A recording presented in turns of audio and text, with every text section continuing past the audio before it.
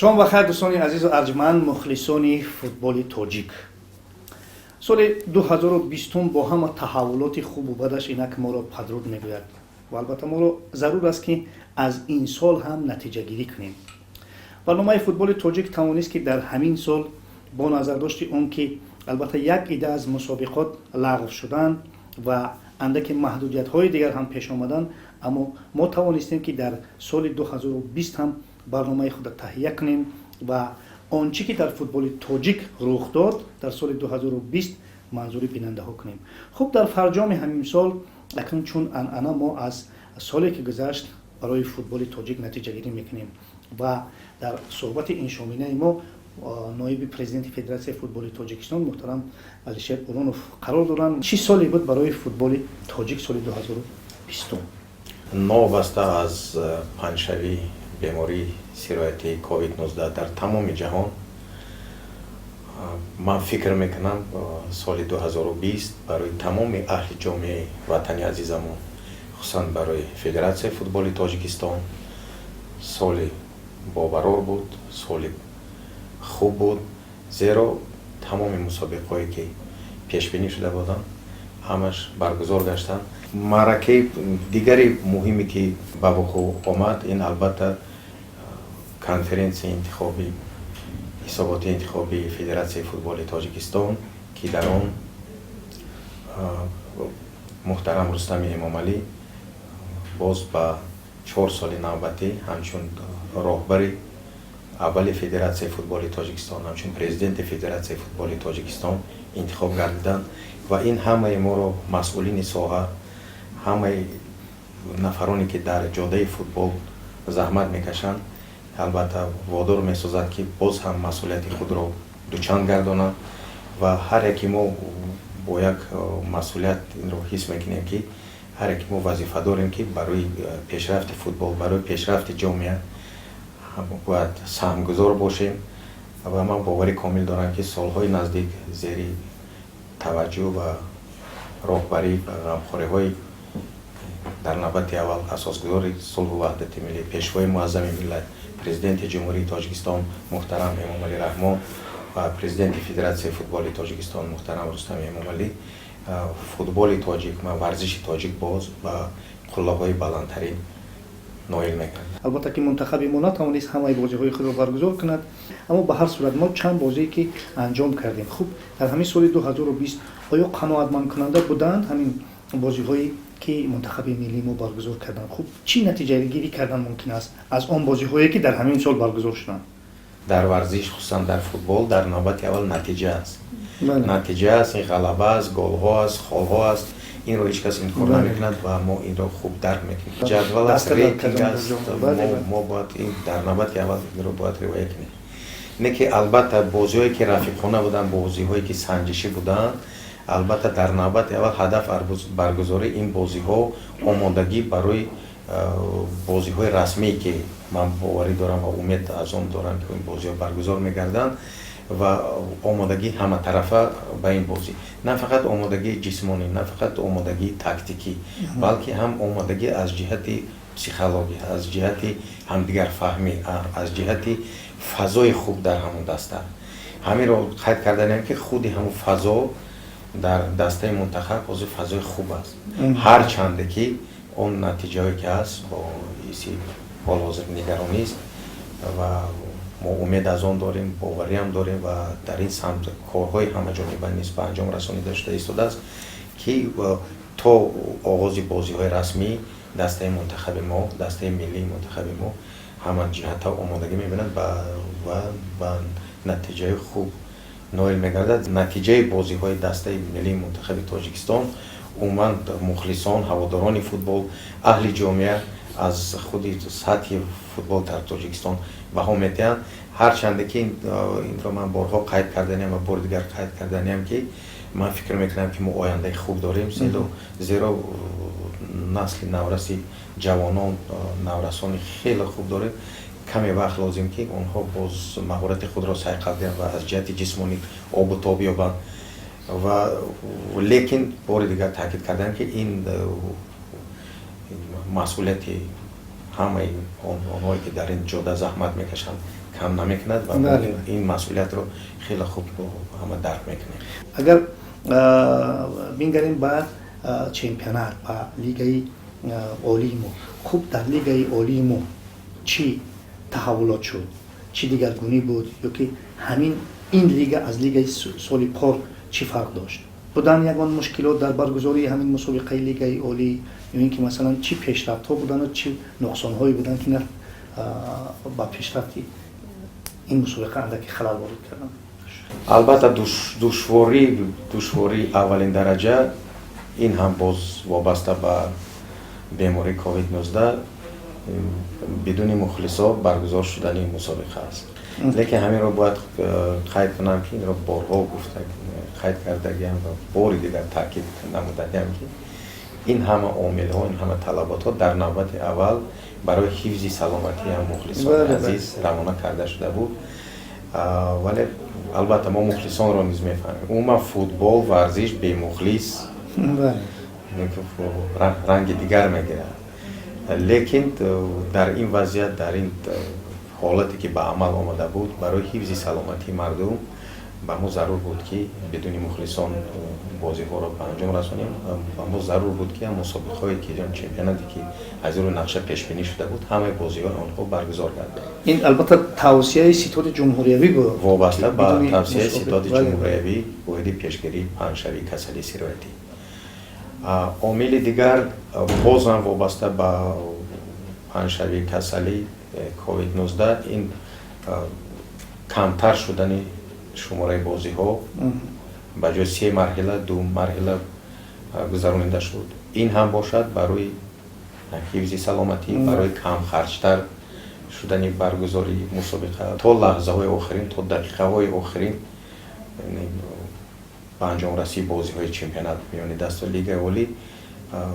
البته معلوم نبود که کدام دست لیگ عالی رو ترک میکند، کدام دست لیگ زینه سیوم رو افتخاری رو اشغال میکند و من فکر میکنم که نابسته به این دشواری ها سطح برگزاری و عموما رقابت در موسم سپری گشته در سطح ضروری بود. ترک کردن لیگ عالی رو یکی از گرندهای فوتبال مملکت گریگوری تدست آیا جای تاسف نیست؟ البته من میفهمم اون دسته هایی را که با جای دیگر تدست به لیگ عالی میبرند، گپ در سر آن نیست که مثلا کدام دسته به لیگ عالی حال حاضر میبرد. سوال این است که یکی از گرندهای ما از لیگ عالی مملکت رفتن. خب چی سبب ها بود؟ اصولا سبب های اقتصادی داشت. اصلا سر سبب های اقتصادی رو میزنن، همه مشکلات قبل ما جای داشتن. البته برای ما هم همچون مسئولین دسته ریگر تدست که 7 کرات چمپیون تاجیکستان شده است برای لیگ یکم رفتنش باعث نگرانی است. لیکن من فکر میکنم که ورزش از فوتبال است. در نوبت اول ما باید پرینسیپ ورزشی رعایت کنیم و از روی ترتیب آنها که زینه آخران را در چمپیونات امسال اشغال کردن باید در لیگ یکم بازی کنند. البته خوبتر میشد اگر همه آن سبب‌هایی که با این نتیجه آورده رساند خوب میشد که هم مسئولین خودی دست و شما پاسخ دهند. لیکن با فکر من آن عامل هایی که شما نامبر کردید همین سرجمانه جای داشتن. هم فکر میکنم هم بعضی خطاگی از جانب ستاد مربیان و البته فکر میکنم یکی از عامل های اساسی این وضعیت اقتصادی دست نباید خودی رهبریت دست ریگر تدست خودی مخلصانی شهر باستانی ترسونزاده رو افتادشان.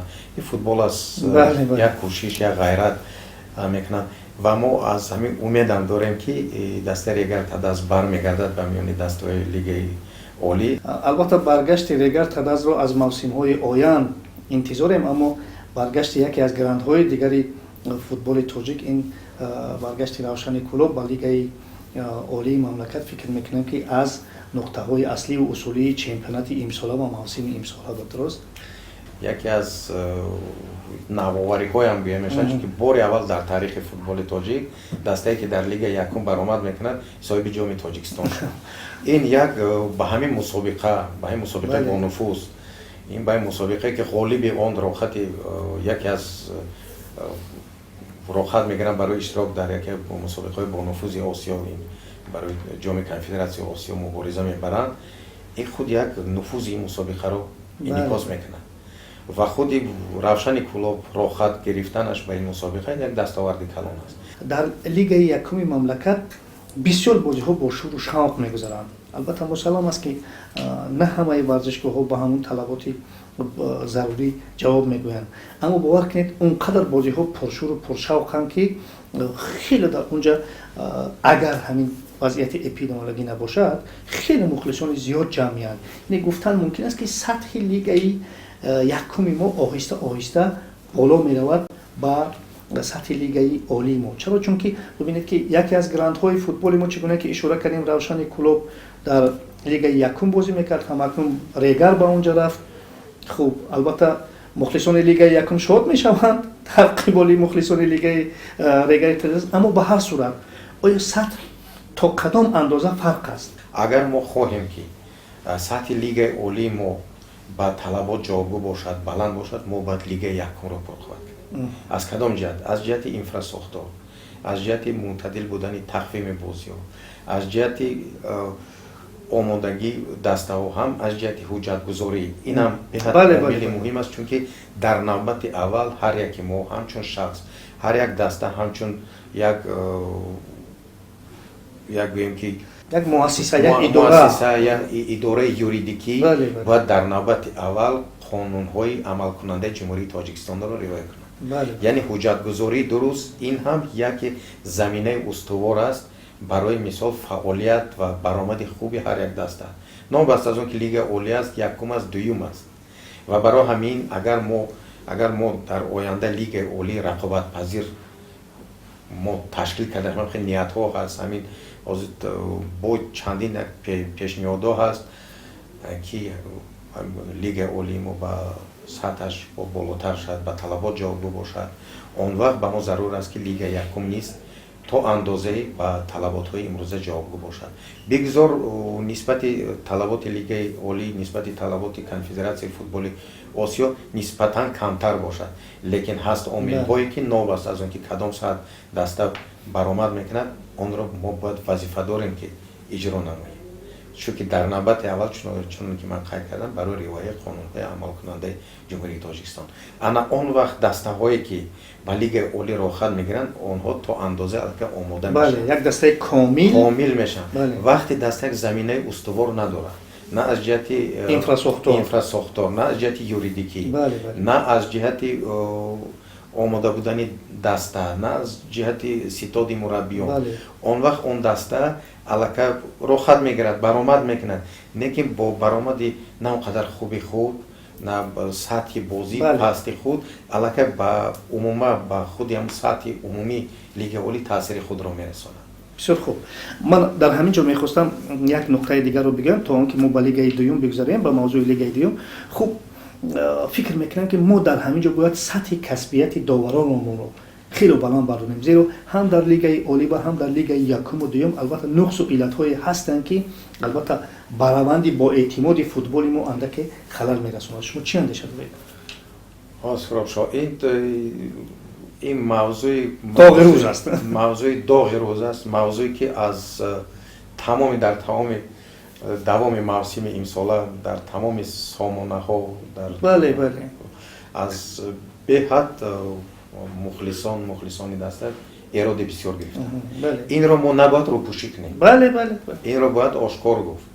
албатта буданд хатогиҳо, буданд камбудиҳо, инро мо наметавонем инкор карда ва бовар кунед ягон он омиле ки аз ҷониби доварон ё ки масъулини баргузории мусобиқа, дилхоҳ нозири доварон бошад ё ки комиссари бозӣ бошад ё довар бошад, мадди назари муҳтарам роҳбарияти федератсия ва ҳамун кумитаҳое ки назорат мекунанд фаъолияти ҳар як ҳамин самти корро мадди назар мондагӣ нест. ҳам кумитаи тартиби интизом, ҳам кумитаи доварон, ҳам худи ҳам департаменти доварону нозирон. ҳаминро бояд қайд кунам ки на ҳамаи он омилҳо, на ҳамаи он қарорҳое ки мисол бароварда мешаваду ё ки ҳам коргузориҳо бурда мешавад, албатта мо аз рӯи талабот, аз рӯи қонун ҳам на ҳамаи онро мо метавонем ба сами мухлисон расонида тавонем. лекин ин маънои онро надорад ки мо камбудиро намебинем, рӯпӯшӣ мекунем ва фикр мекунем ки ҳама чи. این چنانه که من قید کردم این مسئله داغی روز است. این رو انکار کرده نمیشود. لیکن یک چیز رو باید قید کردن. تا دمی که فوتبال است داور است. تا دمی که داور است بحث میشود. بله بله. چون که داور همچون جزئی جدا نشونده بازی فوتبال است. ما در همین سمت بهبود بخشیدن کار داوران خود باید چی کاری رو بکنیم؟ چی چاره بیاندیشیم؟ کارهای زیاد داره به انجام رسانیدن لازم است. در نوبت اول ما باید شماره داوران زیادتر شد. امسال دشواری اساسی که ما به نظر می رسید این شماره کمی داورانی که داوران اساسی داوران میدان به گفته مخلصان از همین حساب تنقیصی بود. این هم سبب‌های خود را داشت. متاسفانه چند نفر داورانی که به آنها باید بازی لیگ اولی را داوری میکردند از حساب رعایت نکردن هم معیارهای برای طلبات راه داده نشدند. یک نفر داور جوان آینده دار گلمراد صدرالله متاسفانه جراحت برداشت. همین لحاظ شماره داورانی که بازی لیگ اولی رو حکمی میکردن کمتر شد. از همین لحاظ آنها بیشتر هم جسمانی هم از جهت پسیکولوژی بیشتر مونده شدند. البته این معنی آن ندارد که آنها باید به خطاگی راه دهند، چون که با یک اشاره با یک قرار نادرستی برآورده داور تقدیر یک دسته حل میشد که مثلا چندم زینه رو اشغال میکند. این مسئولیت خیلی زیاد است. لیکن یک چیز رو باید من قید کنم، این بهت من فکر میکنم عامل بهت مهم است. خواهش کردنیم که بیاید ما همین رو درک کنیم که کدام وقت خطاگی که داور راه داد برقصدانه بود، کدام وقت از حساب میشد از حساب نادرست فاکتوری آدمی. در لیگ دوم ما البته فوتبال ها خیلی جالبند، اما فکر میکنم که برخی از نقص و علت های در اونجا هستن. به گونه مثال همون داوری که گفتیم، برخی داوری ها البته این همیشه مشکلی همیشگی ما است. از جهت اینفراستراکچور هم برخی از دسته ها آماده نیستند و البته همین ورزشگاه هایی هستند. منظور من چی است؟ من میخواستم شما با همین سوال جواب بگویید که خب سطح لیگ دوم ما در چه وضع است. و البته همین سوال دیگر این است که هر سال کمیسیون فدراسیون فوتبال تاجیکستان در آغاز هر موسم همه ورزشگاه ها رو از نظر سنجشی برای آمادگی میگذراند. خوب تا کدام اندازه همین معیار بهادهی، معیار آمادگی یک ورزشگاه تا کجا هست؟ البته ما هم باید درک کنیم همچون مسئول که همون ناحیه همون نفرهای فوتبال دوستدار از همین چی محروم نشوند. بله. لیکن با نظر داشته همین به ما ضرور است که اون طلبات رو اجرا کنیم و خوشبختانه در مدت کوتاه در خود هم ناحیه ظفرآباد در جماعت روشن یک ورزشگاه نو قدر کلان است که با میدان خوب اون طلباتی که ما گفته بودیم آن رو اجرا کردن و میدانش سبزه طبیعی دارد. سبزه طبیعی دارد و با خیلی بسیار سبزه عالی است. نگاه بینش هم خوب است. اگر ما براستی تکیه کنیم با بعضی از طلبات و مثلا معیارها و این و شاید ما در یکی از ناحیه‌های خود همین فوتبال رو بکشیم. من فکر میکنم که اگر با آنها اجازه بدهیم با همین شرایطی داشته فوتبال کنند، زیرا هزاران نفر در اونجا به این فوتبال تماشا می‌کنند. در همون مورد خود اعضاهای کمیسیون نیست در یک وضعیت کمتر دشوار هم ما قرار یعنی تضاد است اینجا گرفتیم. از طرف دیگه نشستگاه‌های مخلصان با پورگی آماده نبود، شمارش کمتر بود. بله. لیکن از طرف دیگه میدان خوب، سبزه خوب و اساس که خواهش کلان که همین دسته برآمد خوب کند و اساس باز یک چیز مهمترین بزرگترین که همون نفرایی که مبلغ گذاری میکنن فوتبال رو دوست میدن. باز یک مثال دیگه من دسته کوشانیان ناحیه کوشان این سال راحت پیدا کرد برای اشتراک در میان دسته‌های لیگ یکم و ما همین اقدام را پیش گرفتیم که کمیسیون لیسنزی کنانی ممکن سفر کاری خود را از همین ناحیه آغاز کند. در اینجا هم خریدی همین وضعیت هست. در ناحیه فوتبال رو به حد دوست می‌دارند، مخلصانی سرشمار دارند. چونانی که ما آگاهی داریم مقامات маҳаллии ҳокимияти давлатӣ низ Бале, дастгирӣ мекунанд ва карданианд дар мавсими оянда. Лекин боз ҳам проблема ва душворӣ ин омода набудани варзишгоҳи ноҳияи Кушониён. ва ман ин мисолҳоро барои чӣ овардам? мо ҳам албатта дарк мекунем, мефаҳмем дар навбати аввал ин ҳимояи ҳамун футболдӯстдорӣ умуман иқдомҳои хуби ҳамун нафарҳое ки дар онҷо заҳмат мекашанд, маблағгузорӣ мекунанд, ин боиси ифтихор аст, боиси хушнудист ва ино дастгирӣ карданд. мо аз ин фахр мекунем, дастгирӣ ҳам мекунем. Лекин онҳо ҳам бояд дарк кунанд, фаҳманд ки ҳастанд талаботое ки бе иҷроиши он мо аллакай имкон надорем ки қонуншиканӣ кунем ва онҳоро ба мусобиқа роҳ диҳем. як таҳаввулоти хубе дар футболи занонаи мо шид. барои нахустин маротиб мо чемпионати занонаро баргузор кардем. ино гуфтан мумкин аст ки мо дар футболи занонаи худ як қадам ба пеш гузоштем. таи 2-3 соли охир хусусан ҳамин мавсими сипарӣ гашта ман фикр кунам як қадам не 2-3 қадам пеш гузоштем.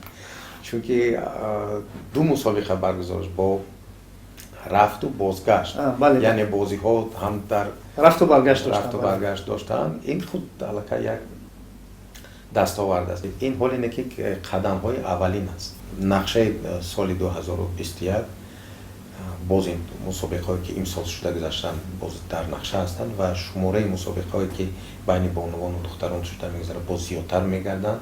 ман фикр мекунам ки мо дар футболи занонаи худ бояд хеле корҳои тақвиятбахшандаро анҷом бидиҳем ва натиҷаҳои худро албатта дар берун аз мамлакат зиёд кунем, ба виҷа дар бозиҳои конфедератсияи футболи осиё ки вақте ки мунтахаби занонаи мо баромад мекунад, албатта мо натиҷаҳои хубтарро бояд соҳиб шавем, зеро натиҷаҳои қаблӣ албатта хело нигаронкунанда буданд. аз нигоҳи шумо ҳамчун як мутахассис, оё мисли соли пешин дар ҷояш истод ё ин ки мо як қадам тавонистем ба пеш бизанем дар сатҳи футзали худ? асос чемпионати футзал низ баргузор гардид. бале ва ташкил ва баргузории сатҳи мусобиқа дар сатҳи зарурӣ буд ва ногуфта намонад ки имсол бо назардошти вазъият федератсияи футболи Тоҷикистон бо дастгирии бевоситаи муҳтарам роҳбарият тамоми харҷе ки аз ҷониби барои баргузории мусобиқа аз рафту омад харҷе ки барои рафту омади дастҳо лозим буд, сару либоси варзишӣ, пардохти ҳаққи доварон, муоинаи тиббӣ, умуман тамоми харҷҳои баргузории ин мусобиқа аз ҷониби федератсияи футболи Тоҷикистон ба анҷом расонида шуд. бо назардошти вазъияти ба амал омада. ин як иқдоми ман фикр мекунам беҳад бузург аст ва дар ҳамин замина масъулини футзал низ кӯшиш карданд ки бозиҳое ки баргузор шуданд дар сатҳи зарурӣ бошанд ва рақобат ҳамун системе ки плей-офф ворид карданд. ман фикр мекунам иқдоми хуб буд. ана дар ҳамин ҷо як нуқтаи дигар аст, ман мехостам бигӯям, мутаассифона ҳоли ҳозир ҳам ҳамин сатҳи доварии футзалу футболи калони мо дар як чиз аст, чунки ҳам доварони масалан футзал дар бозии футболи калон ширкат мекунанд ё ки баръакс. ҳозир аллакай қарори дахлдор қабул шудааст. дар ояндаи наздик шурӯъ аз мавсими соли 21 аллакай нозирони футзал алоҳида мешавад, нозирони доваронро дар назар доранд, алоҳида футболу футзал алоҳида мешавад ва оҳиста оҳиста аз мавсими 21 сар карда ба якборагӣ ин корро ба анҷом расонидан хеле душвор мешавад. дар ояндаи наздик чуно ки ман қайд кардам қарори дахлдор қабул шудааст, аллакай довароне ки футболро доварӣ мекунанд ҳуқуқи дар футзал доварӣ карданро пайдо намекунанд ва баръакс. мо имрӯз чӣ хел ки шумо дуруст қайд кардед, мисол футзал низ тараққӣ кардагааст, чемпионати алоҳида, мусобиқаҳои алоҳида, ин ҳамаш натиҷаи заҳматҳои муҳтарам роҳбарияти федератсияи футболи Тоҷикистон буд ки ман фикр мекунам чанд сол қабл қарори беҳад дуруст бароварда буданд ки футболбозон дар мусобиқаҳои футзал ҳуқуқи иштирок надоранд ва хусусан футзалистҳо дар мусобиқаи футбол, яъне ҳамин ду самти футболро аз ҳам ҷудо карда ҳозир бинед ки алоҳида мо футболистомон ҳаст, алоҳида футзалистҳо аст, дастаҳои футзал аст, дастаи мунтахаб аст, این از همین داشت و اون قدمی نوبتی که ما باید به انجام رسونیم این چنانی که شما قید کردید البته داورا ناظران داوران کمیسرانی که بازی رو برگزار میکردن الکی باید علایده باشد فوتبال علایده فوتسال علایده. فدراسیون فوتبال تاجیکستان با برگزاری مسابقه میان سابقه‌داران اهمیت خاصه میدهد. یعنی این یک نوع قدرشناسی هست برای همین سابقه‌دارانی که در دوران خود برای فوتبال میهن خدمت کردن یا اینکه البته از روی همین معیارهای موجوده باید حتما همین مسابقه‌های سابقه‌داران برگزار کرده شود. یعنی همین برگزاری مسابقه سابقه‌داران با فوتبال ما چی میدهد؟ البته این یکی از اقدام‌ها یکی از پرینسیپ‌هایی که محترم رهبر فدراسیون فوتبال پیش گرفته است که البته قدردانی کردن سابقه‌داران نفرایی که سالهای زیاد هنرنمایی کردن زحمت کشیدن در جاده فوتبال. این مسابقه خوشبختانه این سال نیز برگزار گردید و غالب و جایزه‌داران معلوم کرده شدند و نقشه‌ها عاید برگزاری مسابقه میان سابقه‌داران نیز در سال آینده نیز زیاد است. ما باز با مسئول همین ساحه بهرالله دولتوف نیز عاید همین هم صحبت داشتیم حاضر با محترم رهبریت نیز موافقه میکنیم و قرار دخلدار نیست قبول کرده میشد عاید همون ترتیب برگزاری مسابقه مقصد که سابقه‌داران باید به توجه نمونن به فوتبال نمونن به همون فوتبالی که دوست می‌دارن از اون دور نشوند. بسیار خوب.